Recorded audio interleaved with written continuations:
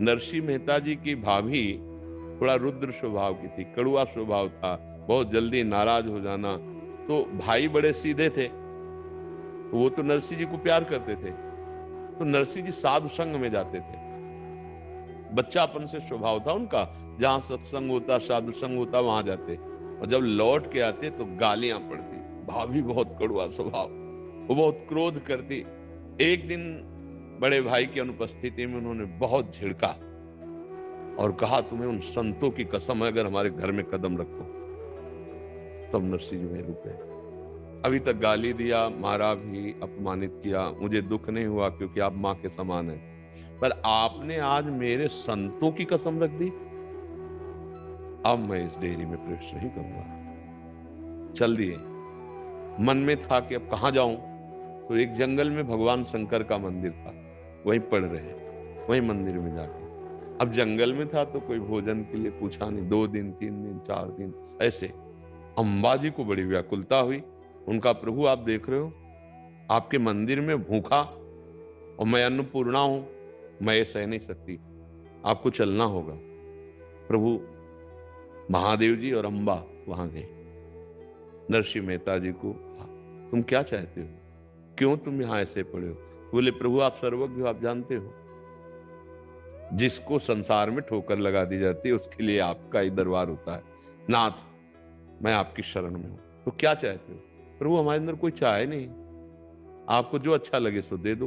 तो सदेह भगवान की दिव्य रास में ले गए महादेव जी, सदेह, और वहां रास का दर्शन किया और इनको सेवा दी, मशाल ऐसे। तो इतने भाव में डूब गए नरसिंह मेहता कि उनका जो तेल आया मसाल का, हाथ भी जल रहा है। तो भगवान तत्काल आए, अपने पीताम्बर को और अपने गले की माला उतार के दी, मोर पंख दिया और कहा, हर समय तुम मेरे प्रेम में मगन रहोगे। नरसिंह मेहता जी के लिए कितनी बार भगवान अवतार लिए, कितनी बार दिव्य लीलाएं की, चावल से हाथ बन करके भात भरना, और क्या क्या लीलाएं, और शिव के अनन्य। और क्या मिला? श्यामा श्याम का रास रस। तो मुझे लगता है पूज्य राधा बाबा बचपन में जब सुना कि भगवान शिव प्रसन्न हो जाए तो कुछ दुर्लभ नहीं है, तो उनको लगा कि भगवान शिव चिता की भस्म बहुत पसंद करते हैं। तो एक गांव में जो नदी के किनारे मुर्दा जलाया गया था, अंतिम क्रिया के बच्चे थे, दौड़ के वहां से गए, वो भस्म लाए और शंकर जी के मंदिर में ऐसे लगाया और कहा, महाराज मैं भगवान की भक्ति चाहता हूं, मैं ज्ञान चाहता हूं। इतने बड़े महात्मा हुए और अंतिम समय उनकी जिह्वा से राधा राधा राधा राधा, इसलिए उनको राधा बाबा ही कहते थे। चक्रधर स्वामी नाम था उनका। राधा राधा राधा राधा, ये भगवान शिव की कृपा से। यदि आपको राधा नाम प्रिय लग रहा है तो महादेव जी कृपा कर रहे हैं। उसमें ये नहीं सोच रहा है कि मैं महादेव जी को छोड़ रहा हूं, नहीं नहीं, महादेव जी ही इस रूप में अब मुझे पकड़ रहे हैं, क्योंकि उनके सिवा कोई है नहीं। भगवान एक हैं, उनके रूप अनंत हैं, उनकी लीलाएं अनंत है, उनके गुण अनंत हैं। तो हम एक मान करके चलेंगे तो सवाल हल हो जाएगा। अनेक मानने से फिर भ्रम पैदा हो जाएगा, जैसा भ्रम कि हम शिव को छोड़ दिया। छोड़ ही नहीं सकते शिव को। वो छोड़ने वाली वस्तु है, वो तुम्हारी श्वास में समाये, तुम्हारे हृदय में समाये हुए। हाँ, अब शिव इस रूप में आ गए जो उमा पार्वती के रूप में है, वही श्यामा श्याम के रूप में अब मुझे आकर्षित कर रहे हैं, दूसरा कोई नहीं। ये तो पक्का समझो, तत्व एक है, वो कब कहां कैसे आकर्षित करता है वो जाने, दूसरा कोई नहीं। तो समाधान चित्त का कर लीजिए कि शिव ही शिव है, दूसरा कोई नहीं। अब हम जहां हमारे मन को घसीट रहे हैं जगत गुरु भगवान शिव, तो हम मान रहे हैं कि वही इस रूप में घसीट रहे। अब कोई संशय नहीं, हम उनको छोड़ रहे हैं, ऐसा हो ही नहीं सकता। वही हमको इस रूप में मिल रहे हैं। अपने प्रीतम को पहचानना है, भगवान ही है, दूसरा कोई है नहीं। समझ पा रहे आप ना? उद्देश्य क्या है? भगवत चर्चा करना, भगवत दर्शन करना, भगवत भाव। लेकिन हम अपने घर को भूल जाए, ऐसा तो ठीक नहीं है। आप आया यहाँ, आप दर्शन करेंगे, लेकिन आपके हृदय में अगर पूछा जाए तो आपको वही बात रहेगी, मैं तो माँ का हूँ, उनकी सेवा का हूँ, यहाँ आया हूँ दर्शन करने। ऐसी ब्रज के भाव में आपको ये रखना चाहिए कि घर तो हमारा ब्रज है, अब हम 10 साल अयोध्या में रह सकते हैं, लेकिन ठसक थोड़ी बोल सकते हैं कि हम तो ब्रज के हैं। मान लो भारत का कोई 20 वर्ष 50 वर्ष के लिए अमेरिका इंग्लैंड कहीं भी जाए, तो जब चर्चा होगी तो ये कहेगा मैं पूर्व का भारतीय हूँ, मैं भारतीय हूँ, इतने समय से यहाँ रह रहा हूँ। तो आपको ठसक रखनी है कि मैं ब्रजवासी हूँ। हाँ, सेवा के लिए, भगवत कथा वार्ता करने के लिए, लोगों के हृदय में नाम रूप लीला धाम का महा प्रभाव जागृत करने के लिए बड़े बड़े संत भगवान गए हैं। अरे यहाँ विदेशों में गए हैं, आज भी जिनको भगवान नाम में बिल्कुल कोई रुचि नहीं, कोई परिचय नहीं, वो भी माला लेकर नाम, ये भारत के ऋषियों का ही था ना। तो हम ठसक रखें अपने आराध्य देव की और अपने धाम की, ब्रज धाम की। कहीं भी जाएं, हमारे ही प्रभु राम रूप से वहां अवतरित हुए, जो श्याम रूप से मथुरा में, वही अयोध्या में। जो राम रूप से चित्रकूट आदि में लीलाएं की, वही पूरे ब्रज 84 कोस में लीलाएं कर रहे हैं, वही मथुरा में कर रहे हैं, वही द्वारिकाधीश, वही तो है, दूसरा कोई। हम अपने को थोड़ा सुलझा लें तो हमें कोई समस्या नहीं रहेगी। नितिन अरोड़ा जी, हमारा मन जो बहुत चंचल है, उसको हरि नाम के द्वारा, हरि भजन के द्वारा पावन करें। अपवित्र मन चंचल होता है और पवित्र मन एकाग्र होता है। हर साधना में, चाहे लौकिक हो चाहे पारलौकिक, एकाग्रता की आवश्यकता है। जैसे आप पढ़ाई, आप किसानी, ऑफिस, व्यापार, एकाग्रता नहीं है तो आप सफल नहीं हो पाएंगे। चला ही मना कृष्ण, भगवान से कह रहे हैं बहुत चंचल है ये। देखो शाखा प्रशाखा से भागता नजर आएगा, अगर गौर से इसे देखो तो कभी एक क्षण भी टिकना नहीं चाहता। अब इसी बात की साधना है कि हम इसको अधिक से अधिक रोकें। देखो इसको पकड़ा गया, जैसे आप 10 मिनट नाम जब शुरू करें, महीना 2 महीना, और इसके बाद उस 10 मिनट में कोई भी आ जाए और आपको विक्षेप देना चाहे, तो आपके मन में जलन पैदा हो जाएगी। 10 मिनट तो मैं नाम जप करता हूँ, इसी समय तेरे को बात करनी, इसी समय सब काम, इस समय हम नहीं बात करेंगे। मतलब मन 10 मिनट राजी हो गया ना। अब उस 10 मिनट से उसको धीरे धीरे अगर हम बढ़ाएं, उसको अपने मित्र बनाएं, तो हमें लगता है हम जहां चाहे उसको लगा सकते हैं। जैसे इसको प्रिय लगा भोग, तो कभी हमने ध्यान नहीं किया, कभी साधना नहीं की, कभी प्रयास नहीं किया, और स्वाभाविक ये चिंतन करता है, स्वाभाविक ही उसमें रस लेने लगता है। कोई भी भोग हो, रसेंद्री का, जनेंद्री का, श्रवणेंद्री का, नेत्रेंद्री का, त्वगेंद्री का, शब्द स्पर्श रूप रस गंध, बड़े बिना प्रयास के आराम से एकाग्रता पूर्वक उसका चिंतन करता है। वो विक्षेप बर्दाश्त नहीं करेगा एकाग्रता में, लेकिन जब हम प्रभु की तरफ, तो ये विक्षेप देता है।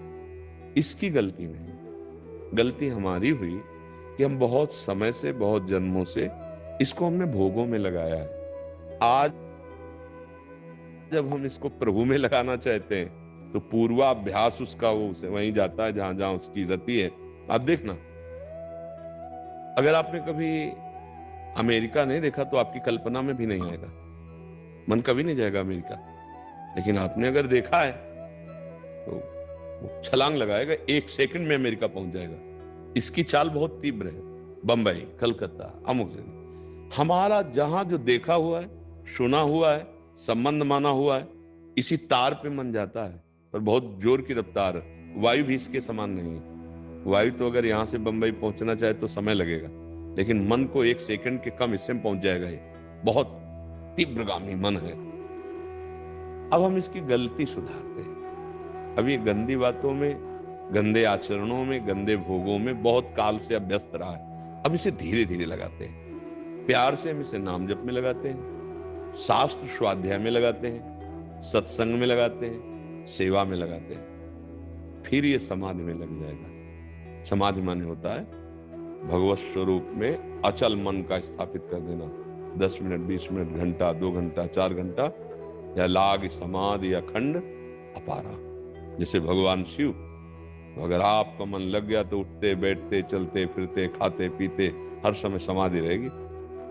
ठाड़े बैठे परे उताना, कबीर कहें हम राहें ठिकाना, ठिकाना अपने आराध्य देव में। अगर हम अभ्यास और वैराग्य के द्वारा इस मन को वश में करना चाहें तो बहुत जल्दी हो जाएगा। वैराग्य गंदी बातों में हट करेगा, ये आपको स्वीकृति नहीं देनी है, कुछ नहीं कर पाएगा।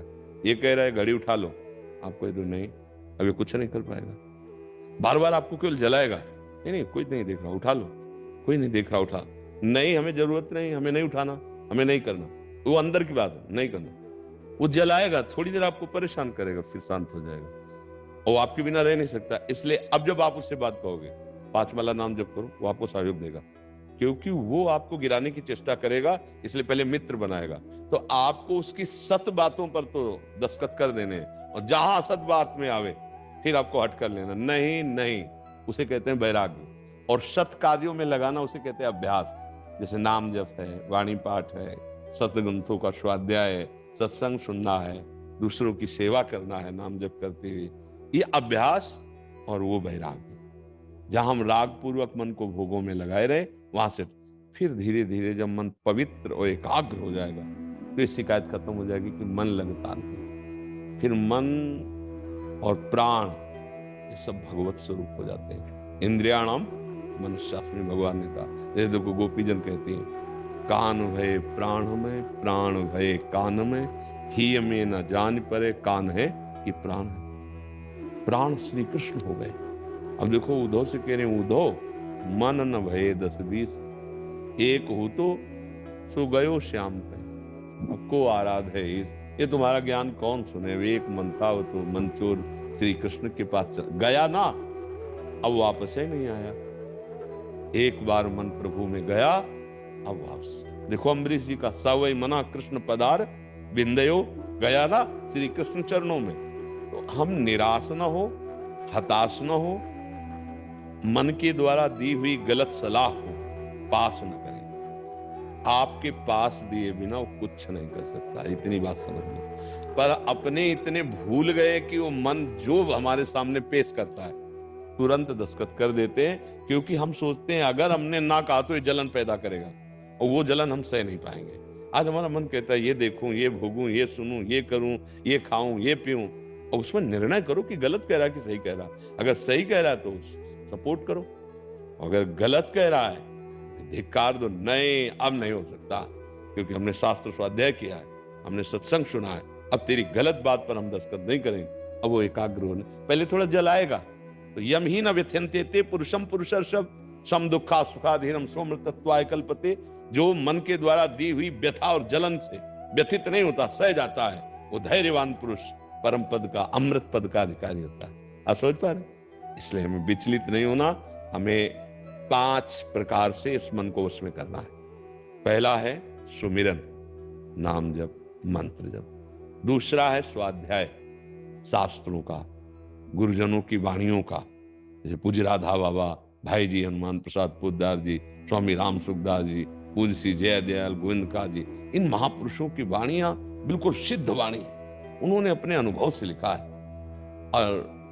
और शास्त्रों का भागवत है, रामायण है और पुराण है। शास्त्र स्वाध्याय, स्वाध्याय सुमिरन, स्वाध्याय, और फिर किसी महापुरुष का सत्संग, जो कान से केवल सुन रहे, पढ़ नहीं रहे, आंख बंद किए बैठे, चल रहा है, हम एकाग्रता पूर्वक सत्संग, सुमिरन, स्वाध्याय, सत्संग, फिर सेवा, किसानी, व्यापारी या ऑफिस वाला, नौकरी, जो भी, ये भगवत सेवा है, करना पड़ेगा क्योंकि समाज में चलना है। तो हम नाम जप करते हुए वो सेवा, और फिर कुछ समय एकांते सुखमाश्रितम अथा तो ब्रह्म जिज्ञासा, कुछ समय ऐसा निकाले, आधा घंटा, 1 घंटा, जिसमें हम अपना कमरा बंद कर लिया, कोई हमें डिस्टर्ब नहीं करे। 20 मिनट, 30 मिनट, जो समय निकले, और उस समय समाज जो हम अभ्यास कर रहे हैं, शांत भाव से अभ्यास, एकाग्रता यहां से शुरू की जाती है, नासाग्र दृष्टि की जाती है।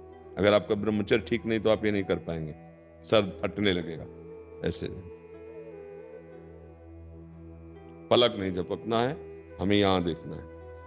थोड़ी देर में एकदम शांत वृत्ति हो, इसमें श्वास प्रश्वास अपने आप काबू में हो रहे। अब यही हम नाम देख रहे हैं, आंखों के सामने बार बार नाम लिख रहे हैं, थोड़ी देर में मन थकित होने लगेगा और शांत होने लगेगा। अगर 1 मिनट भी शांत कर पाए तो मानो दुश्मन के ऊपर चढ़ गए आप। अगली बार 2 मिनट, अगली बार 3 मिनट, धीरे धीरे धीरे धीरे, फिर क्या होगा, आप फावड़ा चला रहे हो, नाम जब चल रहा है, आप ऑफिस में बैठे हो, लोगों से बात कर रहे हो, आपका चिंतन चल रहा है। बहुत बहुत सुंदर। मतलब गृहस्थी में रह करके परमात्मा प्राप्ति थोड़ा कठिन है, क्योंकि विविध कार्य है, विविध व्यवहार है, पर की जा सकती है। ऐसा नहीं कि नहीं की जा सकती। इसलिए मन को आप एकाग्रता पूर्वक लगाइए। सफलता इसलिए मिलेगी कि हम भगवान के अंश हैं, हमारे ऊपर भगवान की बड़ी कृपा है। जी।